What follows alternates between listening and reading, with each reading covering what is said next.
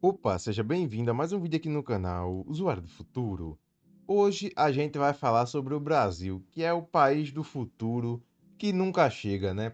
Não é novidade para ninguém aquela conversa de que o Brasil, ele é uma superpotência, que o Brasil é isso, o Brasil é aquilo, ele vai decolar. Isso é uma grande mentira, tá? É o que vou mostrar aqui agora, o conto de fadas. Desde pequeno, a narrativa oficial que venderam pra gente é que o Brasil ele é uma grande potência, ele tem um potencial enorme, muitos recursos naturais e por isso vai decolar, bombar a porra toda. Porém, a realidade é muito diferente. O que é que a gente vê? A gente vê corrupção para um caralho. O Brasil, nesses índices oficiais não, né? Mas olhando assim empiricamente, olhando ao seu redor, né? É, o céu é azul, você percebe que o que acontece no Brasil não é normal.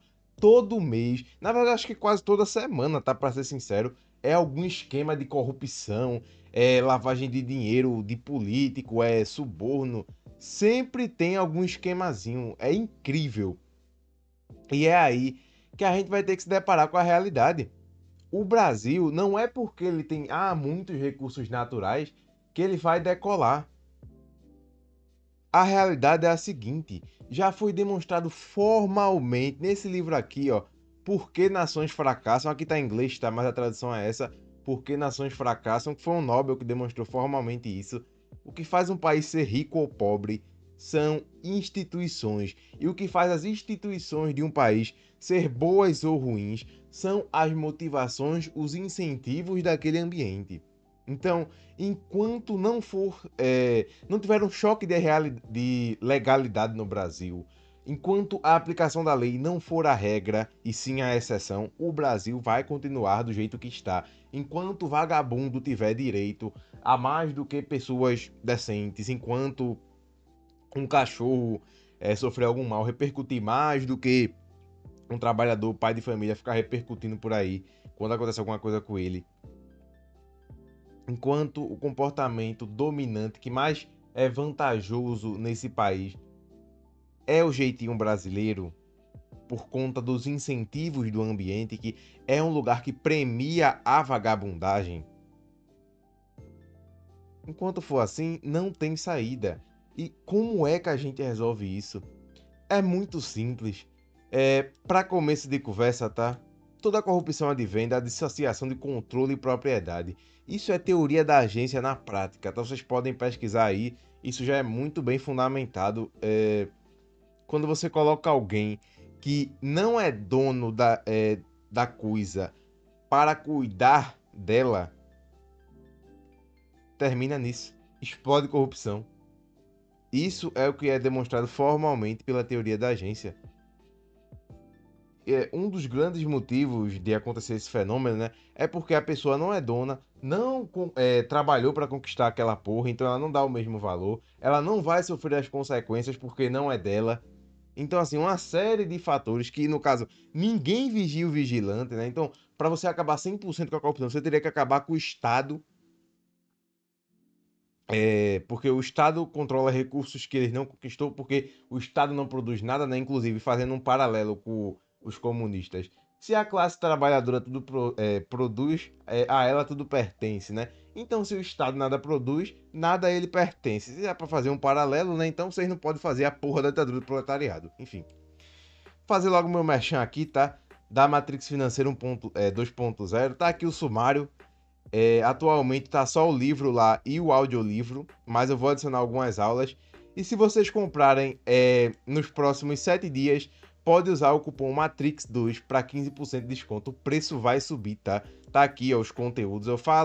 Eu explico os conceitos libertários, eu explico o que aconteceu em 71, que não existe capitalismo, eu explico o OPSEC, o negócio do Snowden lá, o esquema global de vigilância, explico que Bitcoin é liberdade, explico o que é Bitcoin, os fundamentos, o que é um nó, o que é um bit, o que é entropia, explica a porra toda lá, tá? Beleza? Então, enfim, um merchanzinho rápido. Se vocês quiserem adquirir, primeiro na descrição, comentário fixado, o preço vai subir no próximo mês, beleza? Enfim, a gente tem que entender agora outra coisa, né? Que na verdade Esse vídeo, ele é nada mais, nada menos do que pra galera que tá conhecendo meu canal agora. Porque quem me acompanha há um tempo já sabe que eu sou libertário. E qual é o princípio básico do libertarianismo? É o PNA, o princípio da não agressão. Ou seja, o Estado é ilegítimo, então eu nem perco meu tempo com político A, político B. Não, pra mim todos são imorais. O Estado é uma organização que inicia violência contra pessoas inocentes. O Estado é, por natureza, ilegítimo e demoníaco, ok? Mas, se não, vamos falar de coisas reais, vamos falar da política. Beleza, vamos lá. A gente tem como fundamentar isso na política também, que não existe oposição real, não tem saída para o Brasil. Vamos lá. A única oposição real ao estatismo é o libertarianismo. A grande verdade é essa daqui. Você vai combater político A, ele é ruim, então o político B vai fazer certo, sendo que os dois têm o poder total da máquina e os mesmos incentivos. Não importa as intenções da pessoa, foda-se isso, meu irmão. O que vale? Vocês têm que colocar isso na cabeça de vocês. Pessoas seguem motivações. A motivação que o ambiente político dá, as pessoas que chegam ao poder nesse ambiente são psicopatas ponerológicos. O conceito de psicopata ponerológico não é o cara que tem o quadro clínico de transtorno de personalidade psicopata. É o seguinte, o psicopata ponerológico, porque os políticos são psicopatas ponerológicos, né? Para começo de conversa. Porque eles estão dispostos, no caso, os que estiverem dispostos a fazer de tudo para a ascensão do poder, vão conseguir chegar lá. E essa galera, consequentemente, por estarem mais dispostas a fazer de tudo, você conclui que elas têm menos empatia, né? O que Lobachevsky explica muito bem naquele livro dele, Ponerologia Política, que inclusive é algo. A galera acha que aquele livro é ficção. Não. Aquilo foi um estudo feito em algo real. Ele morou, né, no caso, no regime comunista polonês. Então foi um estudo feito em cima de um fato da realidade, tá? Mas beleza. Vamos para a próxima etapa aqui. Eu não estou afirmando nada aqui, tá? Não estou dizendo que isso daqui seja necessariamente necessário, porra, redundante pra caralho. Enfim, existe algum político falando que a Constituição brasileira ela precisa ser abolida ou pelo menos sofrer drásticas alterações? Ou só existem pessoas dizendo que não, é só jogar a máquina pública na minha mão que eu vou dar um jeito tendo os mesmos incentivos, continuando com a mesma merda de lei? No máximo, eu vou colocar umas penas mais duras para vagabundo e vou colocar na cadeia quem eu quiser, mas a Constituição pode ficar a mesma. Pode continuar a corrupção, porque toda corrupção advém da dissociação de controle de propriedade. Você quer diminuir a corrupção? Diminua o Estado. Tem algum político hoje em dia falando seriamente em deixar um Brasil um Estado mínimo? Eu não sou pró-Estado mínimo, mas tem algum político que defende isso? Nem isso tem mais. A galera agora, eles são nacionalistas. E eu não tô acusando ninguém de nada, tá? Vocês sabem muito bem de onde vem o nacionalismo. Basicamente é a galera que quer um Estado forte, um líder central que vai controlar a economia de um jeito mágico e levar o Brasil para frente, que vai fazer a indústria brasileira prevalecer sobre as outras indústrias no mundo inteiro. Existe algum político que seja contra esse discurso? Tanto esquerdista quanto direitista quer essa porra, meu irmão. Galera do centro também. Inclusive, esquerda e direita não é que são duas faces da mesma moeda. Não é só isso, tá? É que não existe um conceito objetivo dessa porra. Esquerda e direita são dois conceitos totalmente arbitrários. Existem os jacobinos e girondinos originais, beleza, mas ninguém usa aquela desgraça, bicho. Todo mundo inventa uma porra da cabeça, aí você vai, não, esse cara é de direita, esse cara é de esquerda. Porra, eu não sei qual é o seu conceito, de onde veio o seu conceito? De videozinho do TikTok, porra? Pelo amor de Deus. Beleza.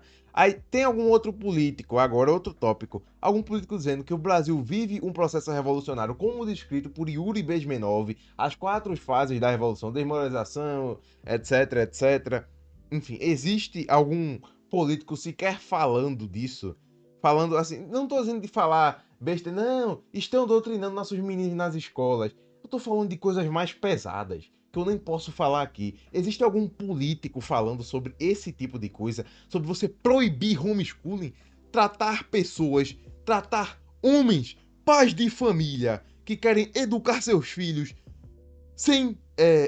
Porra, como é que eu vou falar isso, velho? Sem wokeismo. Sem wokeismo. Tratando esse tipo de pai que não quer uma educação vagabunda para os seus filhos, imposta pelo MEC, como vagabundo. É isso que você vê hoje. O Estado brasileiro quer que você seja um escravo e quer escravizar sua família, seus filhos. O sistema educacional que o Brasil usa hoje, que basicamente o mundo inteiro usa praticamente, né? Assim, não vou dizer o mundo inteiro, mas boa parte, foi criado por Rockefeller para formar trabalhadores, operadores de fábrica, porra. É esse sistema educacional que você vive. E a maioria dos brasileiros, no caso 27% de entre 14 a 65 anos, se eu não me engano, dos jovens, jovens não, né, das pessoas no geral, são analfabetas funcionais.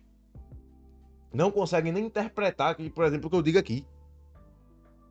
É o nível que está o Brasil. E a galera ainda diz, não, o MEC ele faz regulações maravilhosas.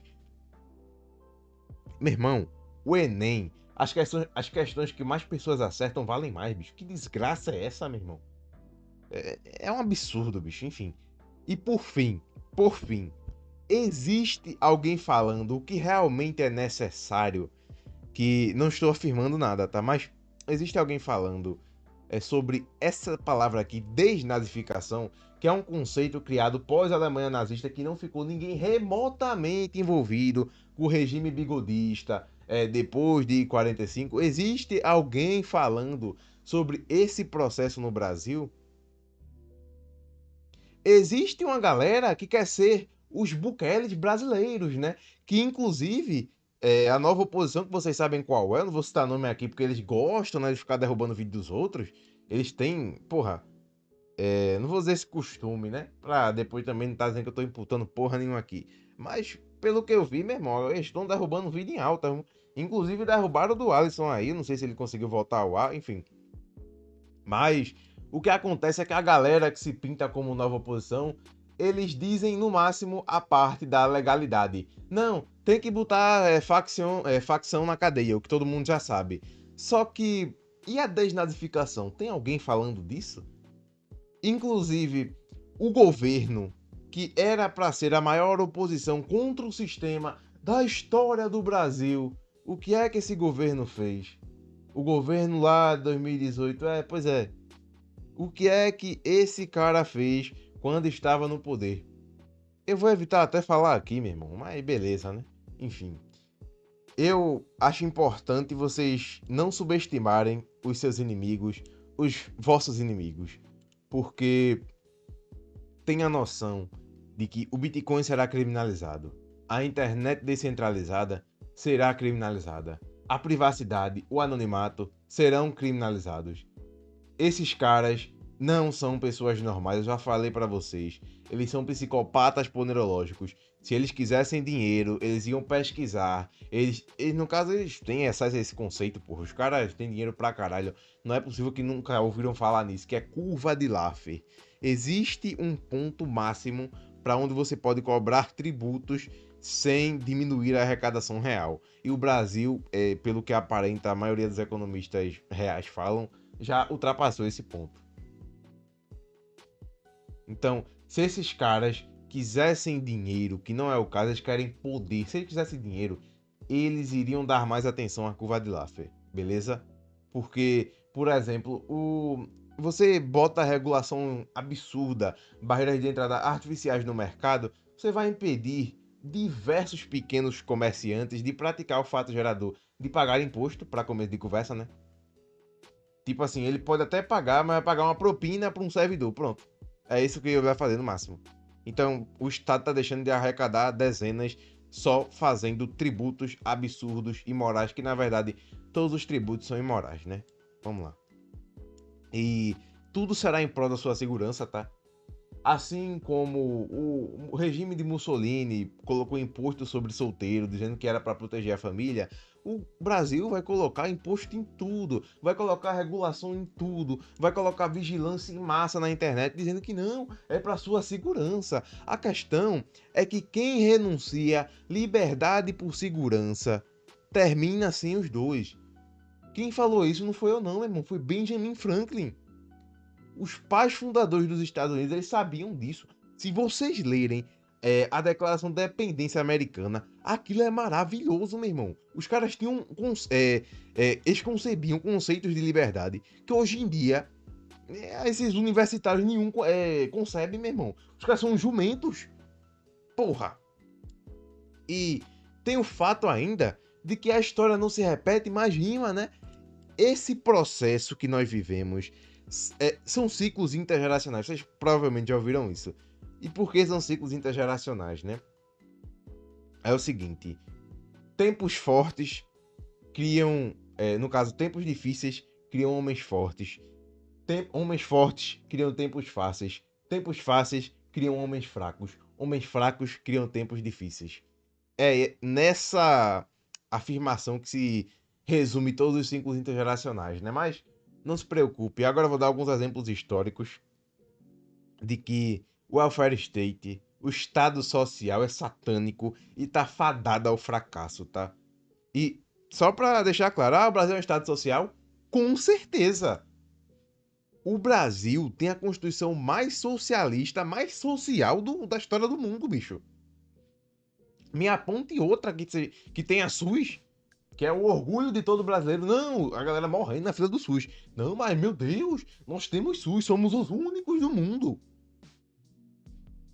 A questão é a seguinte: a República de Weimar foi um dos primeiros estados sociais da história da humanidade e terminou com o bigodismo. Pois é.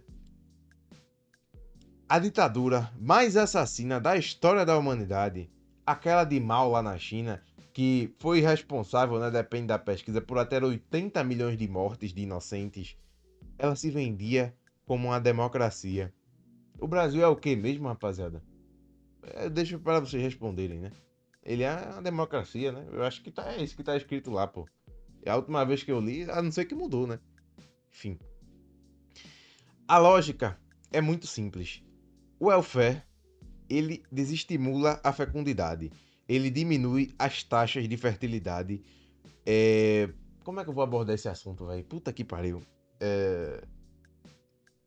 Quando as pessoas não tinham previdência social, por exemplo, a aposentadoria eram os filhos. As pessoas tinham um incentivo para se reproduzir porque não teriam aposentadoria. Agora, quando você promete aposentadoria para as pessoas, isso desestimula ela a ter filho, né? Então, eles criam uma lógica de que a previdência precisa de gente tendo filho para continuar de pé, né? Senão vai colapsar. Só que ao mesmo tempo eles desestimulam isso. Então, chega ao inevitável colapso. Eu acho que essa é a forma mais tranquila de eu explicar sem entrar em assuntos delicados, né? E tenha noção de que a janela está se fechando. Eu já falei isso dezenas de vezes aqui nesse canal.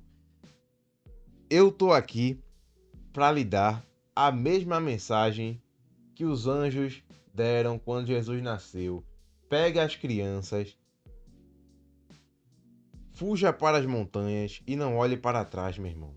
Você está em Sodoma. Se olhar para trás, virá sal. Pois é. O povo brasileiro, que foi muito fortemente influenciado pela cultura disseminada pelo Estado brasileiro, renunciou, escolheu por renunciar à liberdade e por segurança. O destino disso, o resultado, é muito claro, meu irmão.